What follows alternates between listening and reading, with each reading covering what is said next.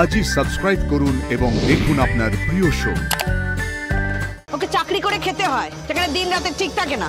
মেয়ে দিনের হিসাব করো না করো, মা হিসাবে রাতের হিসাব তো করবে।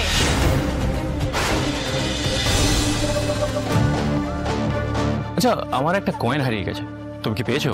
হ্যাঁ, কয়েন না তো।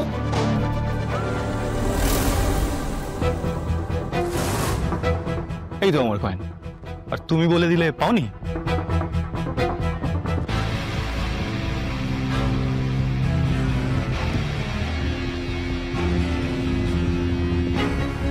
মজা করতে গিয়ে আমাকে চোর বানিয়ে দিল। এত সুবিধার লোক না। এত বছর ধরে এখানে কাজ করছি, কেউ আমার সাথে এরকমটা করেনি। আরে প্রথম দিনে এসে আমার সাথে এরকমটা করলো। সাবধানে থাকতে হবে, কাকে না কাকে একটা ধরে নিয়ে এসছে।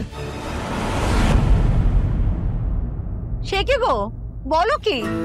আমাদের ওপর এই হাল হচ্ছে এখন। এদিকে সুস্মিতাদি মেয়ের গর্ভে মাটিতে পাই পড়ে না। আর বলো না, আমার কর্তা বলেছিল লোকটা এসে পড়ে থাকে তলে তলে এত দূর। আমাদের কি বাপু, গরিব মানুষ, ওরা বড় লোক, মেয়ে চাকরি করে, বড় বড় লোকেদের বড় বড় ব্যাপার। শেফালিদি ভাইপোকে বিয়ে করতেই পারতো, এখন তাহলে মুখে চুনকালি লাগানোর সুযোগই হতো না। আমার গোষ্ঠীর পিন্ডি চটকাচ্ছিল তো, আমাকে দেখেই চুপ করে গেলে। হ্যাঁ গো অপুর মা, অপুর নাকি সারা রাত বাইরে কাটিয়েছে, রাত কাটিয়ে দিনে বাড়ি ফিরেছে। তা কোথায় ছিল গো? ছিল, কাজে ছিল। ও তো তোমাদের মতো হাড় হাওয়াতে নয় গো, ও তো বাড়িতে বসে থাকে না। ওকে চাকরি করে খেতে হয়, সেখানে দিন রাতে ঠিক থাকে না। মেয়ে দিনের হিসাব করো না করো, মা হিসাবে রাতের হিসাব তো করবে। রাতে কোথায় থাকে, কার সাথে থাকে? আমাদের আর কি, মেয়ের মতো দেখি তাই বললাম। একদম বাজে কথা বলবে না পাল বৌদি, বলে দিচ্ছি। তোমরা কি গো, হ্যাঁ, একটা সামান্য ব্যাপার নিয়ে। অপুর ট্রান্সফার হয়ে শিলিগুড়ি চলে যাচ্ছিল, ট্রান্সফার ক্যান্সেল হয়ে গেছে, মাঝ রাস্তা থেকেও ফিরে এসেছে, এই তো সামান্য ব্যাপার। তোমাদের বাড়ির মেয়ে বলো না অপুকে আমার বাড়ির মেয়ের মতো, আমার বাড়ির মেয়ের মতো। পারতে এরকম করতে, নিজেদের বাড়ির মেয়ের সম্পর্কে এরকম কথা বলতে। কেচ্ছা পেলে তোমাদের আর কিচ্ছু দরকার হয় না, না রইল তোদের জল।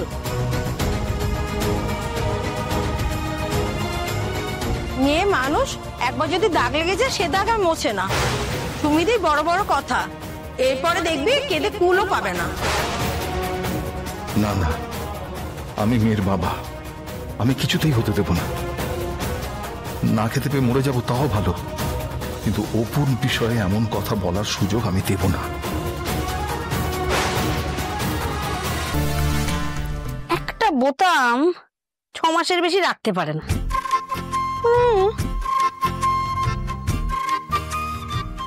এই যে দেখো দেখো, আচ্ছা তুমি কি মারপিট করো বলো তো? এরকম বোতামগুলোকে ছিঁড়ে ফেলো কেন? ওমা, কি হলো, বাড়ি ফিরে এরকম তেজ দেখাচ্ছ কেন? তুমি এখন বাড়ি চলে এলে কি গো, শরীর টরীর খারাপ করছে? বসো। তুমি অপুকে একটা ফোন করো তো, আমার ফোনটা ধরছে না, ফোনটা করো। অপুকে কেন ফোন করতে যাবো, তো অফিসে। যা শুনছি সব সত্যি? কি সত্যি? কি শুনেছো? না মানে আমি কিছু জানি না, শোনা কথা, বুঝলে তো। অপু নাকি তার বড় সাহেবের সাথে রাত বিরেতে ফিরছে। না না না না, অপুকে তো আমি চিনি, 5 লোকে 5 কথা বলছে, আমিও সব কানে তুলিনি। তোমার সঙ্গে সামনাসামনি কথা বলে নিলাম। এই শোনো, তুমিও সব কথায় পাত্তা দিও না। সব চাকরিতে বড় সাহেবের সাথে ভাব ভাব থাকলে তাড়াতাড়ি উন্নতি হয়। আর আমার মেয়ে এমনি উন্নতি করবে, কারোর সাথে ভাব করার কোনো দরকার নেই। হ্যাঁ, সে তো বটেই। অপুকে আমি সেই ছোট্টবেলা থেকে চিনি, ও তো আমার নিজের মেয়ের মতন। তোমার ফ্যামিলি মানে আমার ফ্যামিলি, তাই জানালাম 5 লোকে 5 রকম কথা বলবে, কানাঘুষো হবে।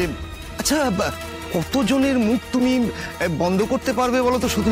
আমার মেয়ে কখনো এরকম কাজ করবে না, এটা আমি খুব ভালো করে জানি। হ্যাঁ, সে ঠিকই তো। যে যাও যাও, ঠান্ডা হয়ে এসো, যাও। তোমাকে বলছি তো, ফোনটা করো না অপুকে। দাঁড়াও দাঁড়াও, এরকম করছো কেন? অদ্ভুত ব্যাপার।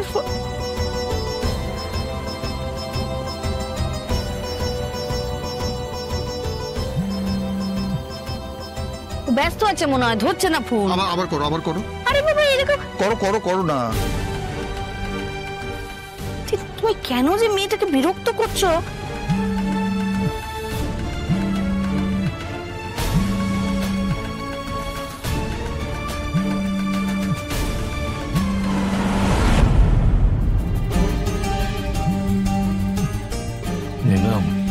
গেছে?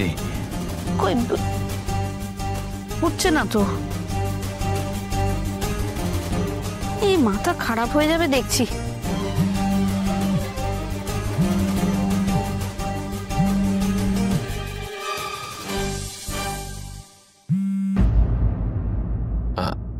হ্যালো।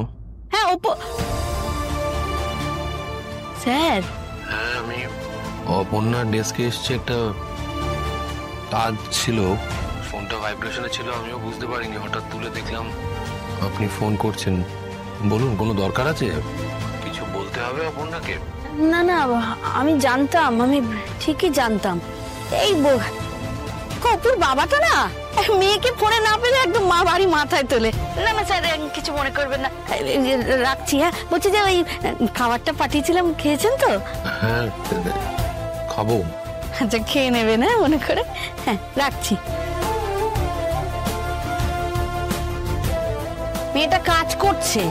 উফ, মেয়ের ফোন আর্য স্যার কেন ধরবেন? অফিসের একজন জুনিয়র স্টাফের ফোন তার বস কেন ধরবে? বাবা, আর্য স্যার ভালো মানুষ, উনি অনেক বড় মনের মানুষ, আর ছোটখাটো ব্যাপার নিয়ে হবেন না।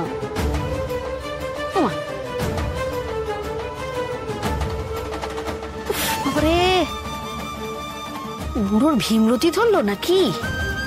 আর্য স্যার কেন ফোন ধরলেন? আরে বাবা, মেয়েটার খবরটা তাহলে পেতিস কোথা থেকে? এই হলোটা কি লোকটার, বুঝি না বাবা।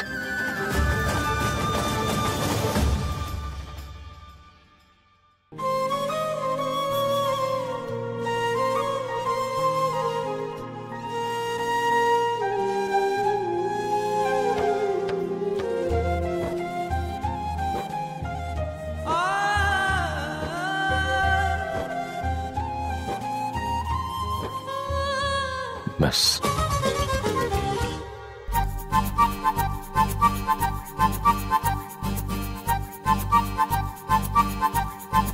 স্যার, বলে ফেলো ফেম। Sir Meera madam পাঠালি।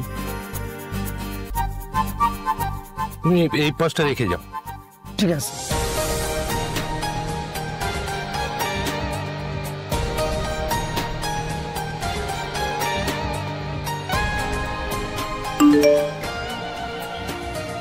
Mirror SMS, 30 মিনিটে বেরোতে হবে মিটিং এর জন্য, প্লিজ হ্যাভ দ্য ফুড।